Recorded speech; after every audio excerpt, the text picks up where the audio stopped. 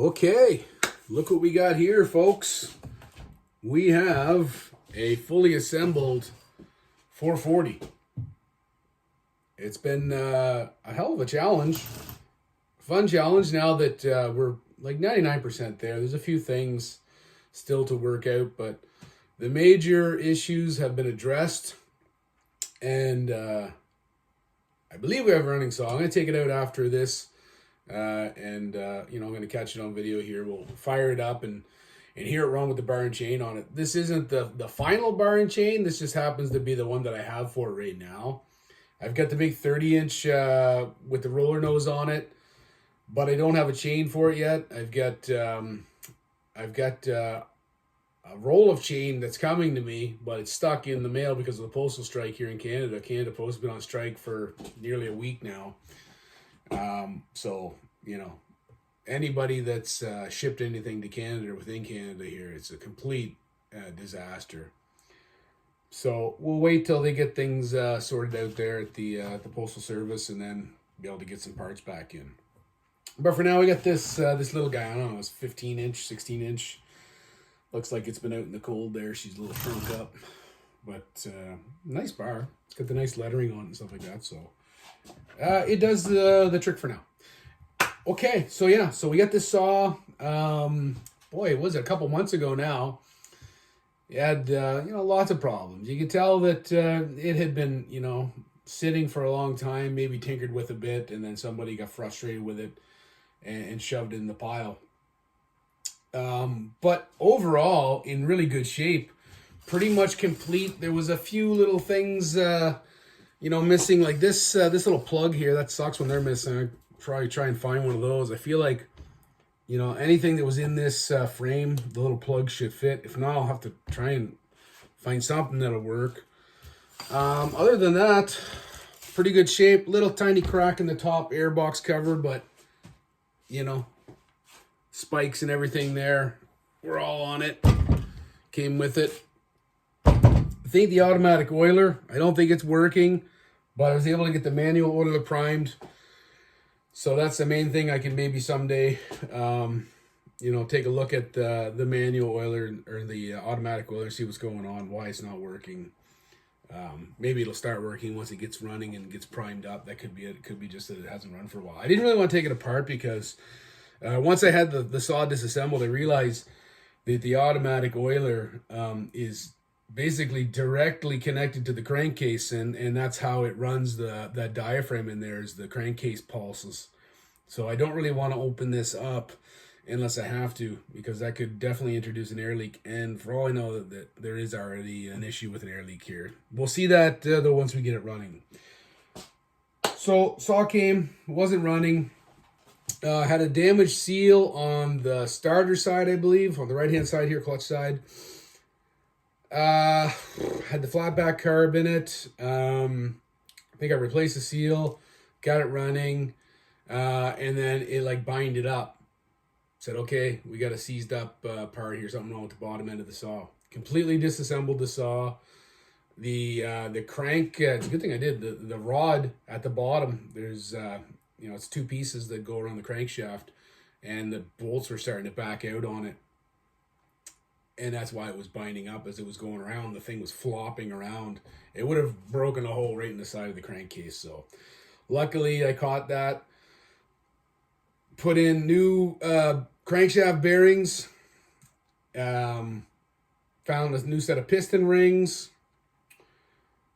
Had to make all new gaskets because, once you take a saw apart, the gaskets are basically ripped and they're no good. And to find the gaskets for this would have been probably years and a lot of money. So I just cut my own gaskets, and that was a timely process. Put everything back together, reassembled. Had lots and lots of problems. What else did I do? Oh yeah, replaced the oil pickup hose because we had that all apart. Put everything back together. Couldn't get it to run right. Had lots of ignition issues. Found an ignition off of I think a 250 or something like that. Put that in it. It's got the pawls on it, but that's fine. It clears the housing and it works. It's great. Perfect. Replace the coil wire or not the coil wire, the spark plug wire. What else do we do? I ended up putting the points and everything back in it. The points work fine, so that's awesome. It's back to original breaker points. Ignition. What else? Oh, the fuel system. So it originally had a flat back in it. I had a few spare parts from 250s and 143s and blah, blah, blah, blah, a bunch of those. And those carbs, from what I knew, would be fine for replacing a flat back on an 87cc saw. So that's what I did. There was a few things in here, though, that I had to address. I'll bring you in a little closer to see that. So you can see my setup. This is what worked for me.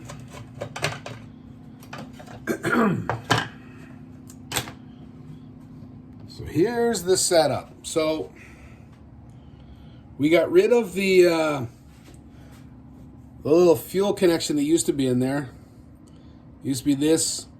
Basically, this part sits in the tank, and then that goes out, and then the hose goes down and connects to the carburetor. I was able to, I thought that it looked close, and it was. So the grommets that you can use on a home light, I buy these grommets. You can buy them probably at Ackland Grange or any other kind of, Napa. They're the same size that Leon, this is from, the home light stuff that I buy from Leon's Chainsaw Parts and Repair. The fuel grommets that he has for the home lights work perfectly in this, and then you can run a regular fuel hose. It's a bit of a bugger to get it up over that big fuel barb on the HL saw. But once you get it on there, you can work it on, and then just pull it straight through. And then we got well, you probably can't see anything down there. Just go straight through to a fuel filter, and that works great. With this carburetor, this switch here. God, can you see anything? I should probably take this. I'm gonna switch the view around so you can actually see, and I can see what I'm showing. Yeah, this is probably better. I can actually see what I'm doing and talking about. So this was a primer switch originally. This would typically be straight. I just took some pliers, grabbed onto it, and then with another set of pliers, bent it right where it needed to go to line up with that choke. So now it's a push choke, which, it's not going to be fun when you're trying to start it on the ground or on the floor. If you were, on a log, you could put the bar across the log, and be holding it like this and fire it. This is how they were designed, I think, a lot of the time anyway, is they had this, spring return choke on it. Anyway, that worked well. I didn't have to do any kind of custom work with the rod itself other than bend it. Fuel connection, it didn't originally line up because the flatbacks, that flange must be a little bit thicker. For this carburetor that I got off of 142, I don't know if it had originally been a flatback, and then maybe this is like a conversion piece. I lucked out. This piece was in the saw that I had for parts, and therefore it lined up perfectly, because I don't see this spacer in a lot of saws.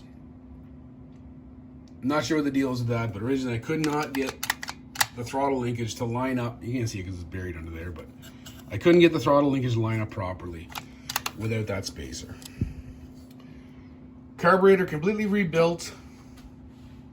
Needle seat, all that stuff. Kill switch was, taken apart and cleaned. What else did we do? Just today, there's a heavy bugger. Service the starter housing. So I took the starter apart, and that's always a little bit scary on the saw that you don't know.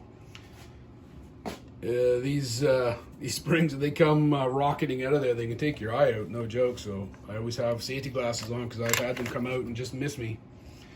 But this one was not bad, actually. Took it out. New starter rope. Big starter ropes on these things. Holy cow, that's like a number 6, I think. So like basically from like a snow blower or something is where I got that rope. It came out of a kit that I had just from Home Depot. The dogs, I didn't have the proper hardware, so again, went to the hardware store, found some nuts and bolts, like these oval shaped heads on it, so recess down into there. They were too long, they were like way out to here.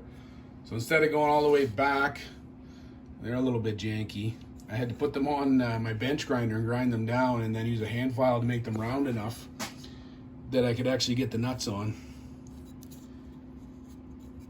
I could probably, you know, make them a little prettier. Minor details. Like, no one's really going to notice that except for me. I'd probably do nothing to it, to be honest with you, because whatever. It's such a minor thing. Whew. Okay. What else we got here? We got the handlebars. A little bent here, I see on it. Be nice if I could find a different bracket that's not bent. I might actually have another bracket, now that I think of it. Again, minor detail. Who cares, really? The fuel cap vent still seems to be intact. That's pretty awesome.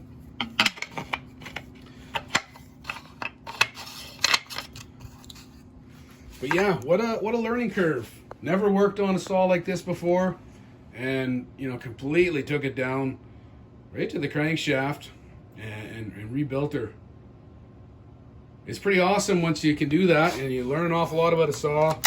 And now we have a good running 87cc saw with brand new rings, brand new bottom end. This is, you know, probably not going to see much action. I do plan to, if I do this much work on a saw, for me it's worthy of the wood pile, and it can go cut wood, because you know, I know that it should be you know, good to go. No air leaks on this. It should be operating as if it was brand new. So we'll be definitely putting this one on a log at some point. I'll make a video of it cutting. But for now, let's just go here at idle. Let's go here at idle and run. Okay, see you outside in a minute. All right, here we go. It's a rainy day out there, so I'm gonna stay in here in the garage. Lighting won't be the best, but whatever. Let's hear it go.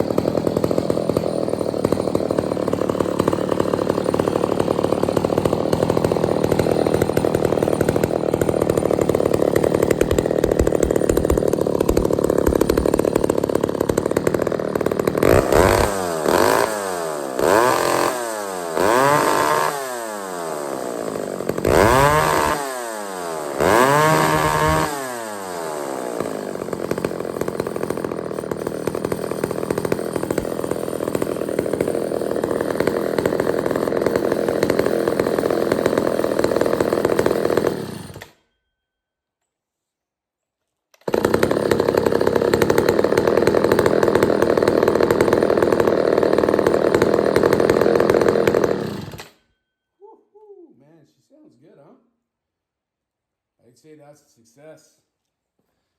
Pretty awesome, man. That was a really frustrating one. But well worth it. She's pretty, I mean, I value it probably more than most people would, because, you know, I put a lot of time into it, but pretty sweet 1960s direct drive Mcculloch right there. 87 cc's, Mcculloch 440. Woo, awesome to have it in the collection. We'll do some cutting with this and do a video of it at some point. Anyhow, if anybody watched this whole series, you know, thank you. And sorry I left out a lot of stuff there. There probably would have been some useful, helpful tips for somebody that's going to go into this. But yeah, I was pretty frustrated through a lot of the process, and I didn't have a lot of good video. So thanks for coming along on this this video series, Mcculloch 440. We'll see you on the next project.